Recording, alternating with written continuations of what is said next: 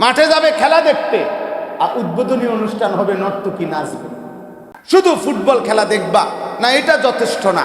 এটার সাথে 24 ঘন্টা তিনটা দেশে যেখানে ফুটবল খেলার বিশ্বকাপ হইতেছে, 24 ঘন্টা শত শত হাজার হাজার নারী বেশ্যা পতিতা তিনও দেশের স্টেডিয়ামের খেলার মাঠের আশেপাশে যথার্থ পরিমাণ ব্যবস্থাপনা করে রাখছে। আপনি খবর দিয়ে দেখেন, কোটি কোটি টাকার জুয়া এই খেলাকে কেন্দ্র করে প্রত্যেক দিন হচ্ছে। কোটি কোটি বোতল মদ পান করা হচ্ছে। এই তিন জিনিসকে এটার সাথে অঙ্গাঙ্গিভাবে জুড়ে দিছে, নারী, মদ, জুয়া। তো খেলার সাথে ফুটবলের লগে নর্তকীর শরীরের কি সম্পর্ক? ফুটবলের সাথে মদের বোতলের কি সম্পর্ক? ফুটবলের সাথে জুয়ার টাকার কি সম্পর্ক? বলে বলে মূল কথা হলো আরো উপভোগ করো, আরো ভোগ করো। চেষ্টা করতেছে মানুষের দুনিয়া কেমনে আরো আরামদায়ক করা যায়। ইউরোপ বলেন, চায়না বলেন, সমস্ত বেঈমান কাফের মুশরিকদের চেষ্টা মানুষের জীবন কেমনে, প্রতিটা বস্তু দুনিয়ার আরো ব্যবহার কেমনে আরাম হয়। আর 2 নাম্বার হলো সারা পৃথিবীর সমস্ত বেঈমান দ্বিতীয় যেটা ভাবতেছে যে দ্বিতীয় পন্থা হলো মানুষ কেমনে দুনিয়াকে আরো ভোগ বিলাসিতা আরো আরামদায়ক কি করতে পারে। এজন্য বলছে যে না, শুধু ফুটবল খেলা দেখবা না, এটা যথেষ্ট না।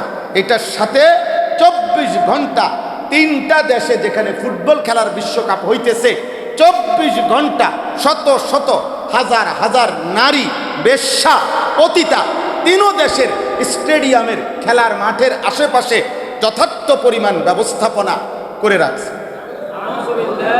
আপনি খবর দিয়ে দেখেন, কোটি কোটি টাকার জুয়া এই খেলাকে কেন্দ্র করে প্রত্যেক দিন হচ্ছে। কোটি কোটি বোতল মদ পান করা হচ্ছে। এই তিন জিনিসকে এটার সাথে অঙ্গাঙ্গিভাবে জুড়ে দিছে, নারী, মদ, জুয়া।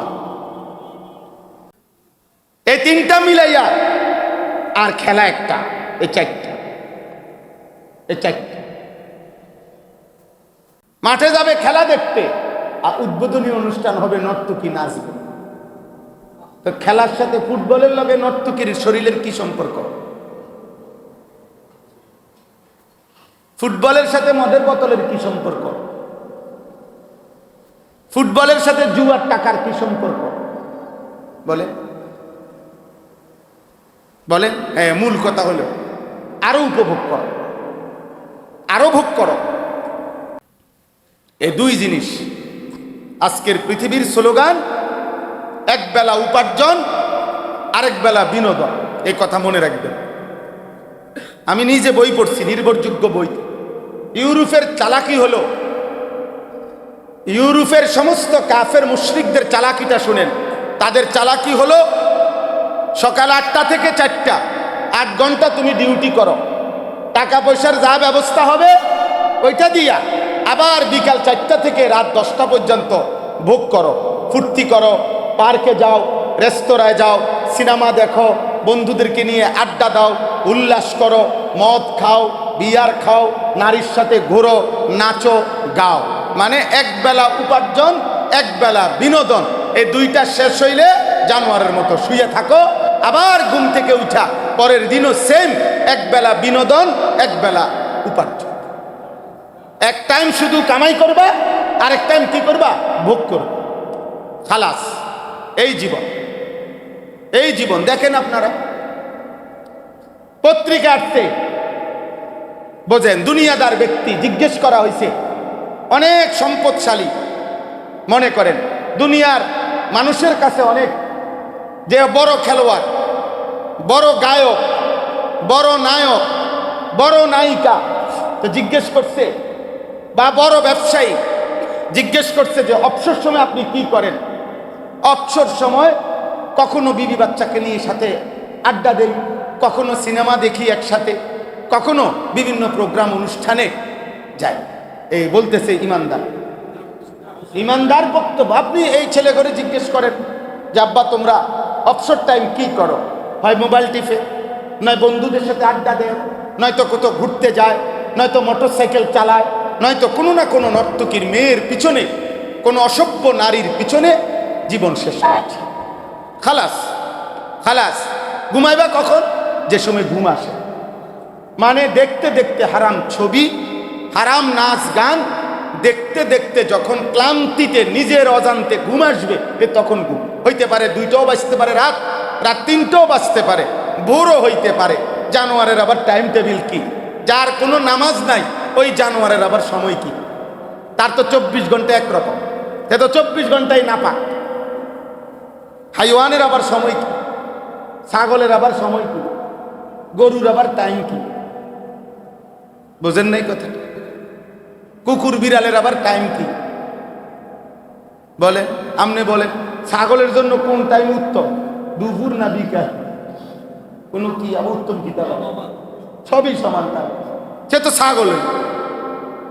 তো মানুষ রূপী জানোয়ারের আবার টাইম কি? তার কাছে যখন যা সুযোগ মিলানো যায়। বন্ধুর সময় সময়, মোবাইলের সময় সময়। খেলা 4টা বাজে হইলেও অসুবিধা নাই, খেলা সকাল 7টা বাজে হইলেও অসুবিধা নাই, রাত 1টা বাজে খেলা হইলেও সমস্যা নাই।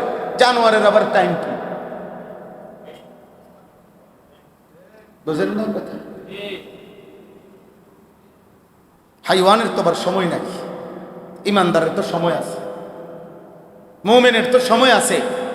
আমাকে নির্দিষ্ট সময় ঘুমাইতে হবে, কারণ আমাকে যে ফজরের নামাজ জামাতে পড়তে হবে, আমাকে নির্দিষ্ট সময় জাগতে হবে। 1টা 30-এ জোহরের জামাত, আমি বুঝি 1টা 20-এ ঘুমাইতে যাব? এটা ইমানদার করতে পারে? 5টা 15-তে আসরের জামাত, আমি বুঝি 5টা বাজে খেলার নাম। 4টা 40-এ ফজরের জামাত, আমি বুঝি 4টা বাজে খেলার মাঠে নাম।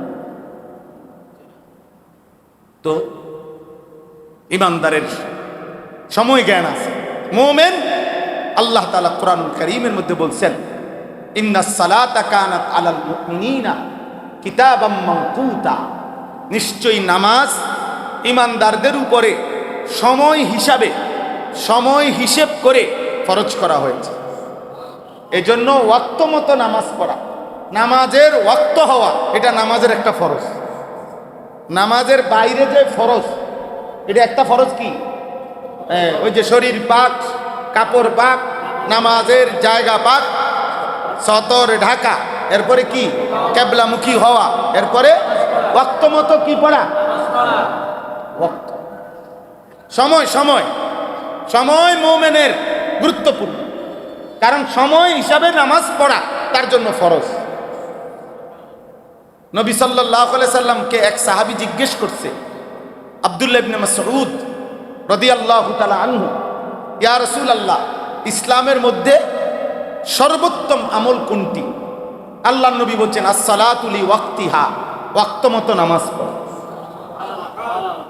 কোরআনুল কারীমে আল্লাহ তাআলা জান্নাতি ফেরদাউসের, জান্নাতুল ফেরদাউসের অধিকারী হবে যেসব মুমিন, তাদের সিফাত বৈশিষ্ট্য বলছেন 7টা। এর মধ্যে একটা হলো ওয়াল্লাযীনা হুম আলা সালাওয়াতিহিম ইউহাফিজুন, যারা তাদের নামাজ ওয়াক্ত মতো ঠিক রাখে, যারা তাদের নামাজের হেফাজত করে, মানে হলো নামাজের ওয়াক্তের হেফাজত করে, যারা নামাজের সময়ের কি করে? হেফাজত করে। আল্লাহ কোরআনে বলছে, ফাওয়াইলুল লিল মুসাল্লিন আল্লাযীনা হুম আন সালাতিহিম সাহুন, ওই নামাজীদের জন্য দুর্ভোগ, ওই নামাজীদের জন্য জাহান্নাম, যারা তাদের নামাজের ওয়াক্তের ব্যাপারে অলসতা করে, অবহেলা করে। সাহুন মানে হলো সময় মতো কি পড়ে না, নামাজ অবহেলা করে। ও যাইতেছি তো, আওয়ার টাইম বেশি নাই তো, আর 5-7 মিনিট, আর যাইবে না, ওযু করতে লাগবে 1 মিনিট, নামাজ পড়তে লাগবে 2 মিনিট, এরপরও দেখবে আরো 4 মিনিট থেকে যাবে। নামাজ তো মেশিনে নামাজ, 4 রাকাত সুন্নত পড়তে লাগে না 1.5 মিনিট, এরুম নামাজ 12 রাকাত পড়তে কি বুঝলেন? মেশিনে পড়ে অনেকে নাম